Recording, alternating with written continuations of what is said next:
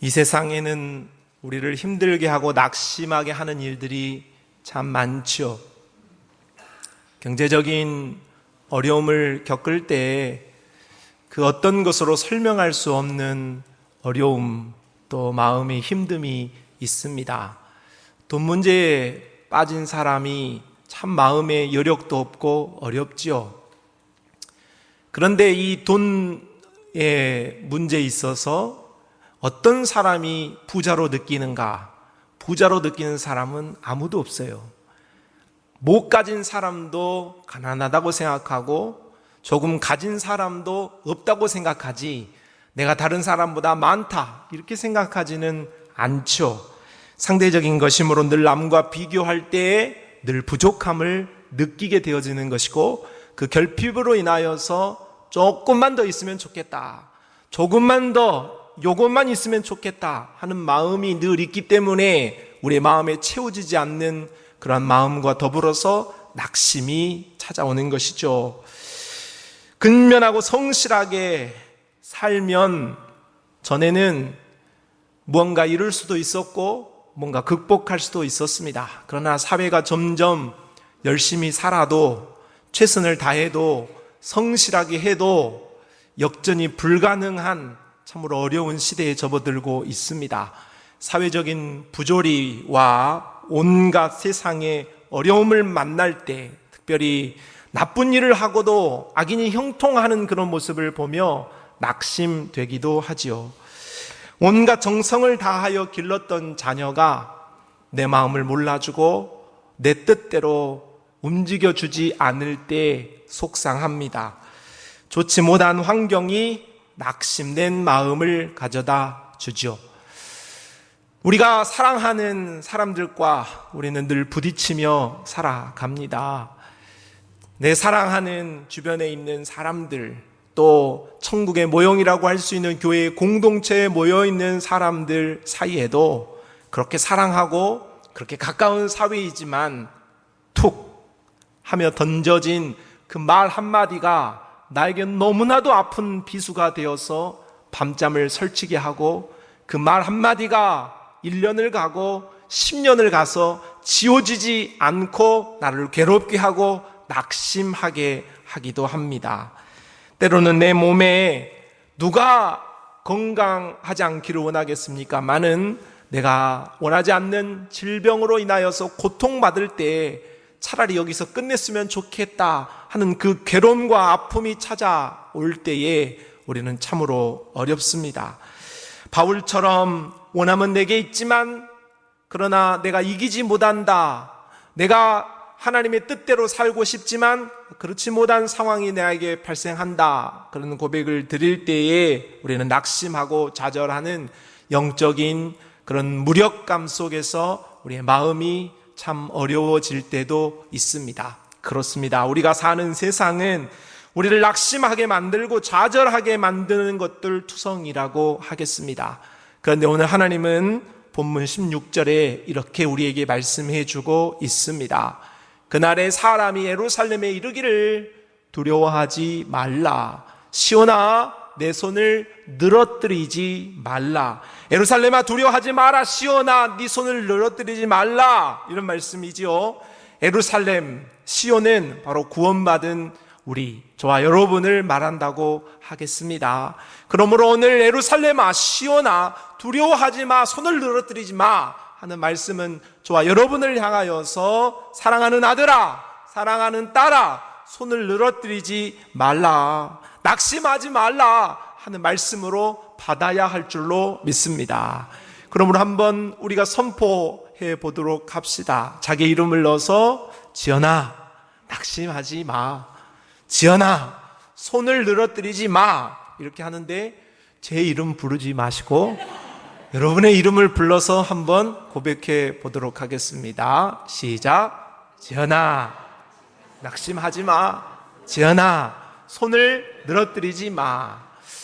저로 한 사람이 한두 분 계신 것 같은데 자기 이름으로 하라고 말씀드렸잖아요.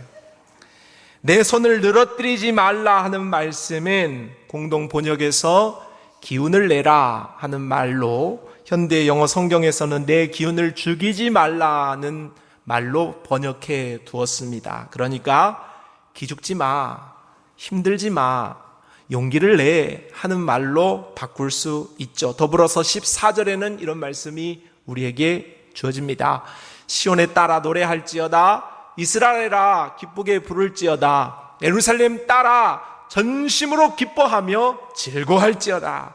두려워하지 마, 네 손을 늘어뜨리지 마, 이어서 기뻐해라, 즐거워해라 하는 적극적인 권면까지 하나님이 우리에게 하고 계시는 거죠. 주님께서 왜 오늘 이스라엘에게 그리고 구원받은 저와 여러분에게 이러한 말씀을 하실까? 오늘 이 말씀을 하시는 역사적인 배경을 좀 이해해야 할 필요가 있겠습니다. 오늘 이 말씀을 받고 있는 사람들의 시기는 이 남유다의 왕들이 하나님 앞에 잘못되어진 길로 행했고, 또 그의 백성들이 범죄한 길로 행하였을 때 이 말씀이 주어졌다 할 수 있겠습니다. 남유다의 왕은 20명이었는데 그 20명 가운데 14번째 왕이었던 므낫세, 그가 55년 동안, 오랜 기간 동안 남유다를 통치하면서도 하나님의 마음을 모른 채 하나님 앞에 범죄한 길로, 잘못된 길로 쭉 가게 되었습니다. 성전 안에서 태양신을 숭배하는, 정말로 이건 있을 수 없는 일이죠. 지금으로 말하자면 오늘 우리가 예배드리고 있는 이 예배당에 뱀이 기어다니는 것과 다를 바가 없는 것이죠. 오늘 예배당에서 불공을 드리는 것과 다를 바가 없는 행위를 했다 그 말입니다. 어처구니가 없는 일을 하고 있었던 것이죠. 우상 숭배를 정말로 열심히 할 뿐만 아니라 매춘 행위까지도 하는 그런 모습으로 발전하게 됩니다. 그의 아들이었던 15대 왕이었던 아몬도 이 일을 거스르지 못하고 이제 15대 왕으로 오른 그도 2년 동안 아버지가 갔던 잘못된 길로 가다가 암살당하고 말았습니다. 감사하게도 그의 아들이었던 16대 왕이었던 요아스는 비교적 선을 행하고 하나님의 뜻을 따라서 회복하기로 열심을 냈던 그런 왕이었습니다. 그러나 하나님께서 남유다를 이렇게 잘못되어진 길로 가고 있는, 그래서 하나님이 그들을 심판하시기로 하고자 하는 그런 하나님의 진노에서 돌이킬 수는 없었던 상황이었던 것이죠. 이런 잘못되어진 길로 남유다의 왕들과 백성들이 쭉 악행을 향하여서 달려가고 있을 때에 하나님께서 이들을 향하여서 심판을 말씀하십니다. 오늘 스바냐서 1장 2절에 여호와께서 이르시되 내가 땅 위에서 모든 것을 진멸하리라, 쓸어버리겠다 그 말이죠. 6절 말씀에 여호와를 배반하고 따르지 아니하는 자들과 여호와를 찾지도 아니하며 구하지도 아니하는 자들을 멸절하리라. 진멸과 멸절에 대한 이야기를 하나님이 하고 계셨다 하는 것입니다. 남유다의 백성들은 이스라엘 역사를 아는 사람들입니다. 하나님께서 진멸하려고 했을 때에 노아의 홍수 사건이 일어났던 것들을 이들은 잘 압니다. 바벨 사건을 통하여서 하나님께서 그들의 언어도 흩었던 사건도 압니다. 레이지파가 반역하다가 그들이 연병에 걸리고 땅이 갈라져서 그들이 입속으로 들어가 죽었던 사건도 압니다. 하나님이 진멸, 멸절 이야기를 하셨을 때 이 말은 장난이 아닙니다. 이 말은 참으로 공포스러운 이야기고 두려운 이야기가 아닐 수 없는 것이죠. 그래서 이 말은 참 사람을 벌벌 떨게끔 만드는, 사람을 참 위축되게 만드는 그런 말씀이라고 하겠습니다. 그런데 하나님께서는 이러한 말씀을 선포하시고 멸절하겠다, 진멸하겠다, 그들의 죄 때문에 그렇게 하나님 말씀하시는 것인데, 그러한 하나님의 심판에 대한 선언을 하면서도 그 심판의 메시지를 듣고 믿음으로 그것을 받아들이고 두려워 떨며 회개한 사람들을 향하여서 또다시 말씀을 전하시는 것입니다. 그들은 믿음으로 반응한 사람들이라고 할 수 있고, 그들이 바로 렘넌트, 곧 남은 자의 소수라고 말할 수 있겠죠. 이들을 향하여서 하나님께서는 다시 한번 스바냐 선지자를 통하여서 메시지를 전달하시죠. 그 말씀이 바로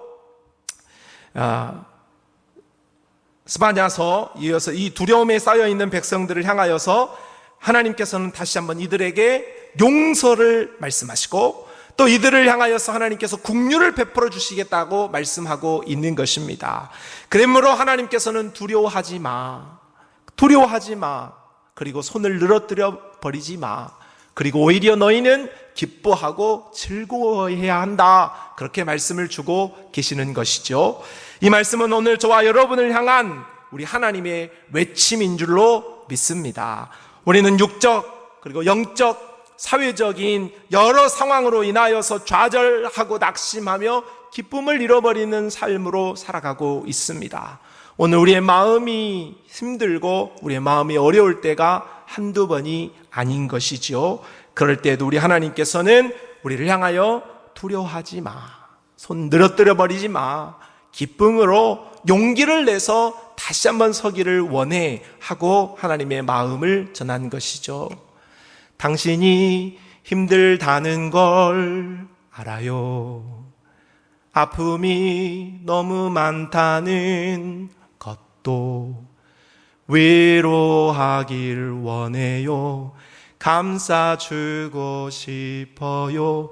당신은 하나님의 사람인 것을 내가 알 수 없는 그대 깊은 마음속까지 당신을 지으신 하나님은 알고 계세요. 위로하길 원해요. 감싸주고 싶어요. 당신은 하나님의 사람. 하나님은 우리가 서로 간에 알 수 없는 우리의 깊은 마음을 알고 계십니다. 그래서 우리가 두려워 떨 때, 우리가 염려하고 있을 때, 우리가 아파하고 있을 때, 우리가 서로를 위로하지 못해도 하나님은 우리의 깊은 마음을 만지시고 힘 주시고 위로하기를 원하신다. 오늘 그렇게 말씀하고 있죠.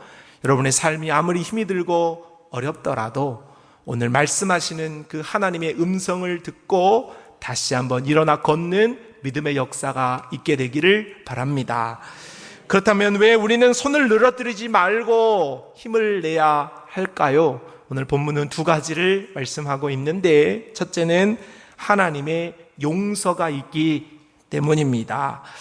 이 땅에는 의인이 없습니다. 모든 사람은 다 죄인이지요. 그 죄 때문에 형벌에 놓여 있고 형벌을 당하고 있습니다. 금생의 형벌과 내생의 형벌이 있는데, 금생의 형벌이란 하나님과 단절되어진 모습으로 살아가고 있는 것 자체가 형벌이죠. 하나님 없이 사는 것이 아무리 떵떵거리고 살아도 그건 형벌입니다. 그건 고통이에요. 잘 되면 잘 될수록 그것은 더 힘든 아픔인 거예요. 그리고 또한 우리의 인생이 다 끝난 날 우리는 하나님 앞에 영원한 벌을 받게 되고 영원히 하나님과 분리되어진 지옥 백성이 되어지므로 우리는 금생과 내생의 형벌에 놓인 자들이다. 죄 때문에 그러한 형벌이 왔다 할 수 있겠죠. 그런데 하나님께서는 오늘 우리를 향하여서 그 형벌을 제하여 주겠다고 오늘 15절 말씀에 말씀해 주고 있는 거죠. 여호와가 너의 형벌을 제거하였고, 할렐루야. 우리의 죄 때문에 우리는 형벌 아래 놓였고 그 형벌을 받아 마땅한 자들이지요. 그런데 하나님께서는 이 형벌을 제거해 주겠다 말씀하고 있는 거예요. 우리의 형벌은 바로 우리의 죄 문제를 해결해야 하는데, 하나님의 아들 예수 그리스도의 십자가를 통하여서 그 십자가가 바로 내가 죽어야 할 그 십자가, 내 죄 때문에 죽으셨던 예수 그리스도의 그 십자가를 믿을 때에 우리는 죄 사함을 받게 되어지고 우리의 형벌로부터 우리는 자유로워지게 되어질 줄로 믿습니다. 그 형벌로 자유로워진 자는 금생을 살면서 우리 하나님을 섬기고 하나님과 교제하는 인생을 살 수 있는 복을 누리게 되어지고, 우리가 영원히 우리의 생이 끝나는 날 하나님과 함께 천국에서 영생을 누릴 수 있는 복을 누리게 되어지므로 우리의 형벌이 사함 받는 것은 이 땅에서 반드시 얻어야 할 하나님의 은혜요, 하나님의 복인 줄로 믿습니다. 그래서 믿음의 사람들은 이런 하나님의 형벌을 제거받고 난 이후에 그 기쁨을 다음과 같이 노래했죠. 시편 32편 1절, 허물의 사함을 받고 자신의 죄가 가려진 자는 복이 있다 말씀했습니다. 32장 2절, 마음에 간사함이 없고 여호와께 정죄를 당하지 않은 자는 복이 있다 했습니다. 돈 많은 거, 인생에서 형통하고 잘 되는 거, 진급하는 거, 사업이 잘 되는 것 복입니다. 그러나 그 복과 비교할 수 없는 복이 허물의 사함을 받고 죄의 형벌로부터 자유를 얻을 수 있는 하나님으로부터 우리의 영혼이 구속을 얻는 복이라 말씀하고 있습니다. 사도행전 3장 19절에도 그러므로 너희가 회개하고 돌이켜 너희 죄 없이 함을 받으라. 이같이 하면 새롭게 되는 날이 주 앞으로부터 이를 것이라 말씀하고 있습니다. 우리 모두는 형벌을 받은 자들이었습니다. 이미 죽었던 자들이었습니다. 그러나 예수 그리스도 그 십자가의 보혈이 내 보혈이라고 믿는 순간 우리는 그 형벌로부터 사함을 받게 되어지고 하나님의 자녀가 되어지며 하나님과 교제하는 자가 되어지며 천국에서 영원히 누릴 수 있는 시민권을 얻는 자가 되어진 줄로 믿습니다. 이것이 이 땅을 살아가는 우리의 복 중의 복이요 지복이라 말씀하고 있는 것이죠. 이 땅을 살면서 우리가 세상 사람들이 가지고자 하는 것들은 뻔해요.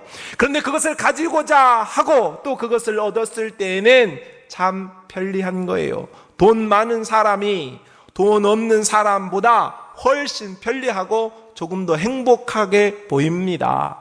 그리고 세상의 명예와 권력을 가진 사람들은 억울한 일 덜 당하고 참으로 편리하게 잘 먹고 잘 살 수 있어요. 그러나 여러분, 우리가 기억해야 할 것은 이 세상에서 잘 먹고 잘 사는 것 100년을 넘기지 못한다는 것을 기억해야 합니다.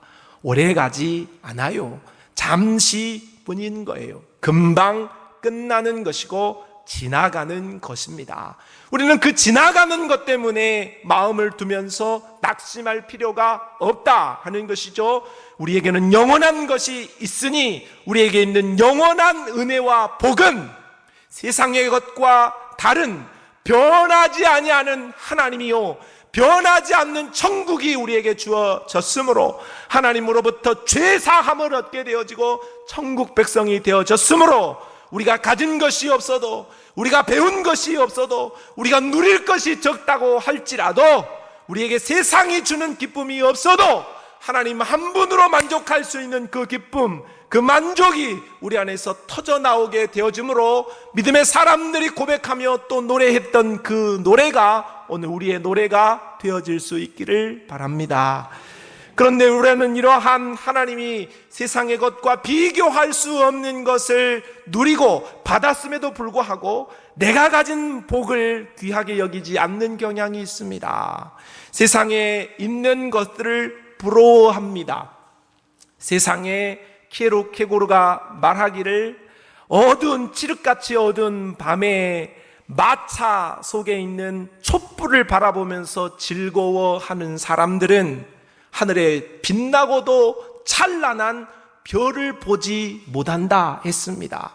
땅에 있는 작은 것, 세상 사람들이 가지고 있는 것만 부러워하다가 우리 안에 있는 크고 놀라운 하나님으로부터 주어진 것들을 잊어버리는 어리석음을 변할 수 있다 하는 것이죠. 오늘 우리는 더 큰 것, 더 소중한 것을 귀히 여길 수 있는 믿음이 있어야 할 줄로 믿습니다. 뿐만 아니라 하나님은 우리에게 죄 사함의 은총을 베풀어 주었는데 하나님께서 우리가 죄에서 자유가 얻게 되었다고 말씀하시는데도 불구하고 우리는 죄에 매여서 그리고 마귀의 꾀임에 매여서 늘 정죄의식 속에서 살아가는 사람들도 적지 않습니다.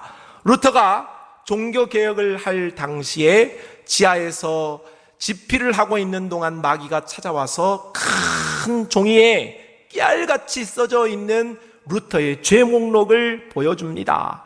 그 모습을 보니, 그 글을 보니 루터가 반박할 수 없었습니다. 왜냐하면 맞는 말이거든요. 자신이 지은 죄가 맞았거든요.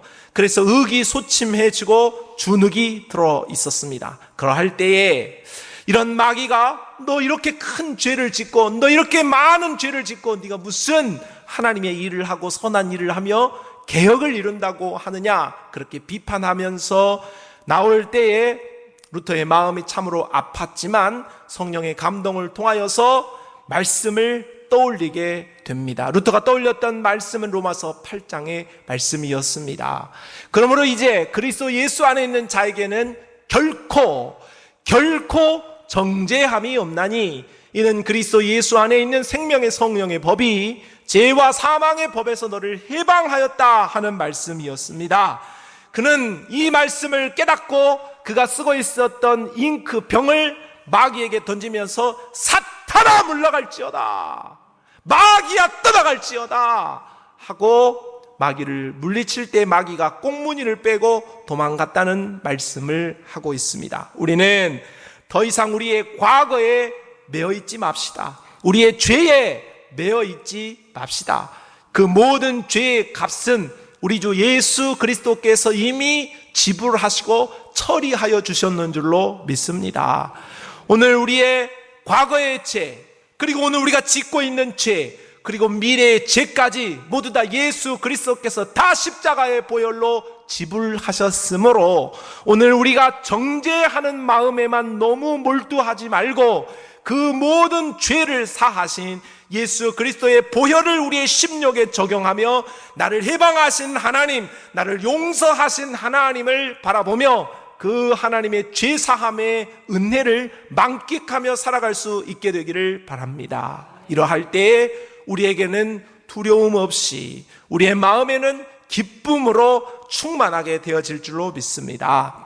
자, 우리가 두려워하지 말 이유는 하나님이 우리의 죄를 사하시고 용서하셨기 때문이라고 말씀드렸습니다. 두 번째, 우리가 손을 늘어뜨려 버리지 말고 용기를 내서 살아가야 할 이유는 하나님이 나와 함께 계시기 때문입니다.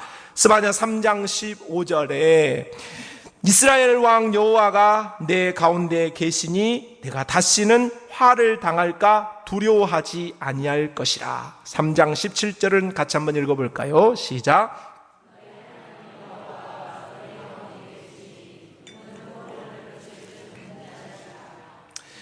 하나님은 권능이 있으신 분이죠. 믿습니까? 하나님은 능력이 무한하신 분이시죠. 믿습니까? 성경에 기록되어져 있어요. 하나님은 천지를 창조하시고 운행하실 뿐만 아니라 인생의 생사 화복을 주관하시고 우리의 모든 것을 결정하시고 섭리하시는 분이세요. 그러므로 하나님은 불가능이 없고 무능함이 없습니다. 하나님은 다 가능하시고 능력이 있으신 분이라 다 알아요. 우리 다 안단 말이죠. 그런데 우리는 낙심하고 실망하고 우리의 마음은 어지럽고 우리는 하나님이 없는 것처럼 행동하고 있다 하는 것이죠. 왜 그렇습니까?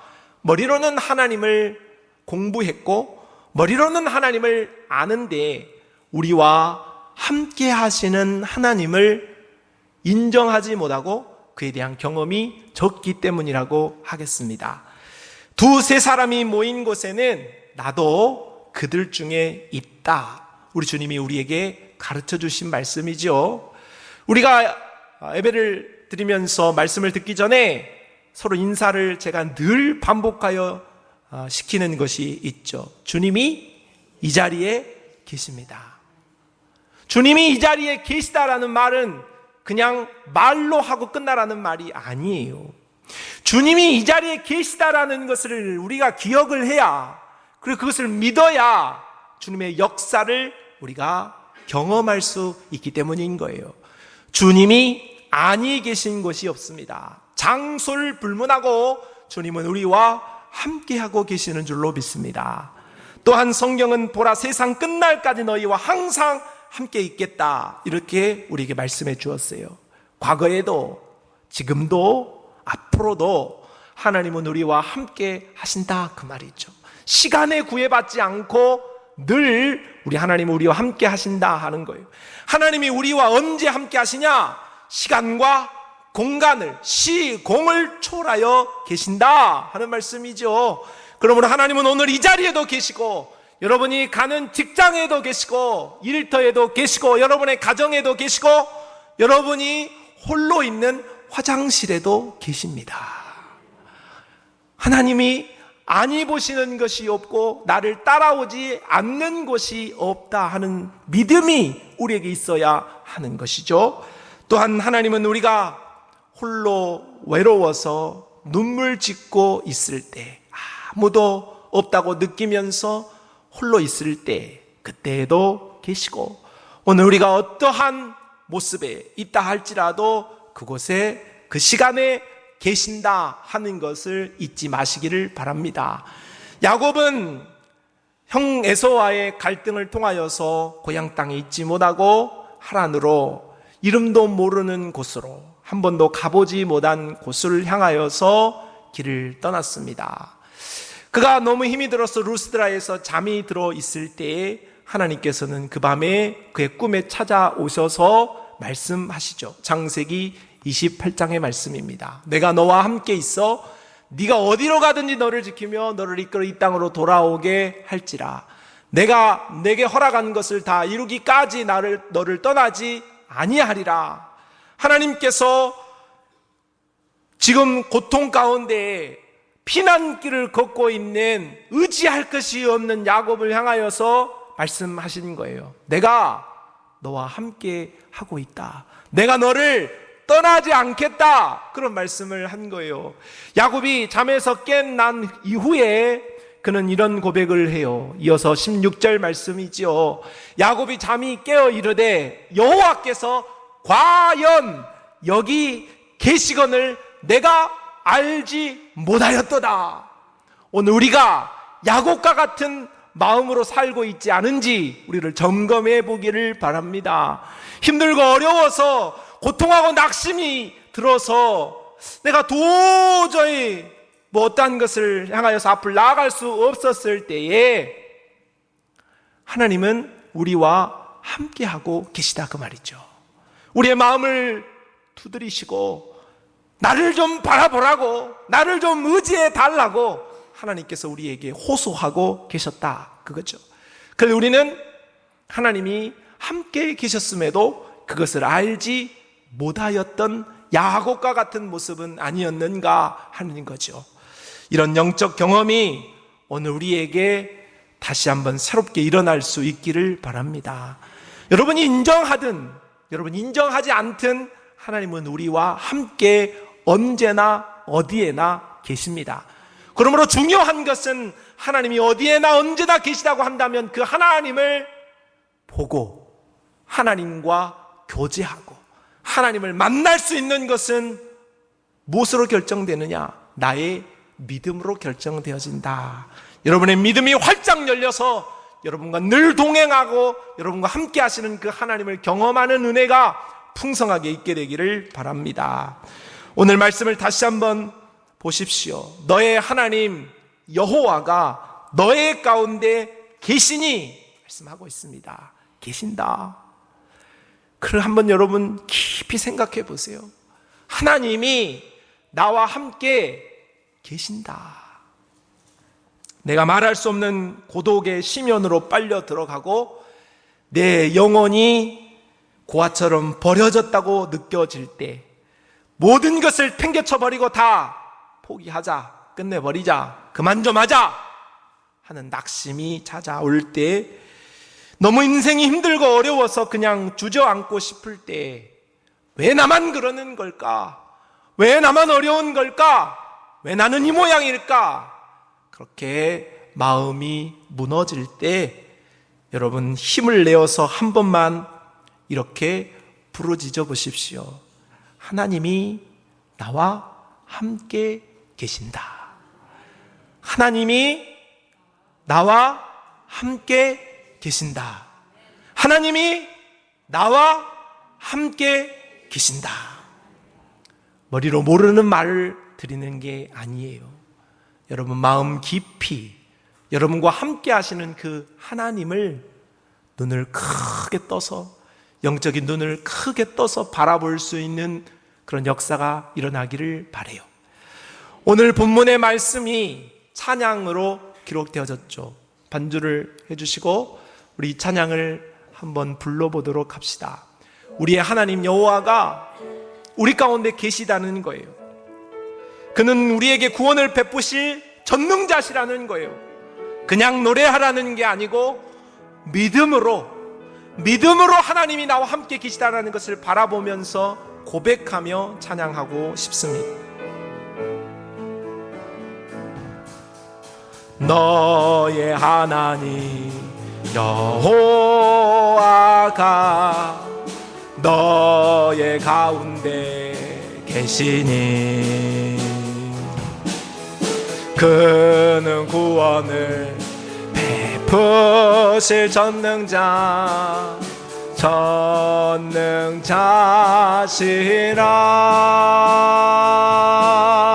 그가 너로 인하여 기쁨을 이기지 못하시며 너를 잠잠히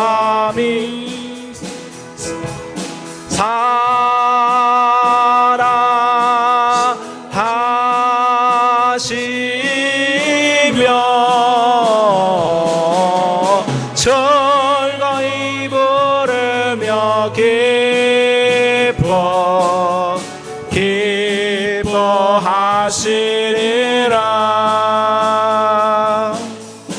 할렐루야. 하나님이 나와 함께 계신다. 꼭 기억하시기를 바랍니다. 하나님의 사람들 가운데에서도 환경이 주는 어려움을 많이 경험함으로써 정신까지 비굴해지고 실패를 거듭하다 보니 나중에는 실패가 자신의 운명이라고 받아들이고 힘없이 손을 늘어뜨려 버린 가운데 될 대로 되라. 그만 살자. 너무 어렵다. 힘이 들다. 눈물 지으며 살아가는 사람들이 있습니다. 경제적인 어려움과 인간관계의 아픔, 질병과 나의 연약한 여러 가지 모습들로 인하여서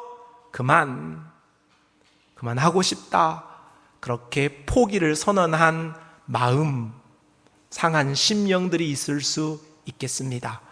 그러나 하나님은 오늘 그런 자들을 향하여서 단호히 말씀합니다. 손!